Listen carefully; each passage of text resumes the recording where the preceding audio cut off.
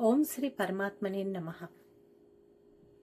ఎందరో భక్తులకు మన పురాణంలో చదవాలని పూర్తి చేయాలని కోరికలు ఉంటూ ఉంటాయి. కానీ ఏదో ఒక కారణం చేత ఒక్కొక్కసారి పూర్తి చేయలేకపోతూ ఉంటాము. అందులో నేను కూడా ఒకదాన్ని. కానీ రోజుకు ఒక పావు గంట నుంచి 20 నిమిషాలు కేటాయించి పారాయణం చేయటం ద్వారా కూడా మనము ఎన్నో గ్రంథములు పూర్తి చేయగలుగుతాము.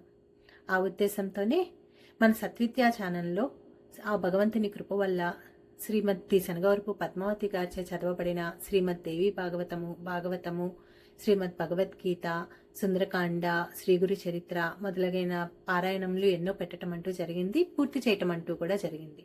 ఇది ప్రవచనం కాదండి. ఇది కేవలము మహానుభావులు రచించిన గ్రంథ పారాయణము అంతే.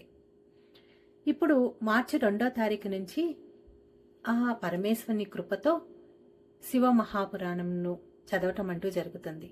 ఎప్పటి వల్లే మన భక్తులు అందరూ కూడా ఈ పారాయణంలో పాల్గొని ఆ శివుడి అనుగ్రహంను పొందాలని ఆశిస్తున్నాను. ఎవరికైనా ఈ పూర్తయిన గ్రంథంలను వినాలనుకుంటే మన సత్విద్యా ఛానల్లో ప్లేలిస్ట్లోకి వెళ్ళి చూడటం ద్వారా అక్కడ మనకి ఈ పారాయణంలో ప్లేలిస్టులన్నీ కనిపిస్తాయి. దాని ద్వారా మీరు పూర్తి చేయగలుగుతారు.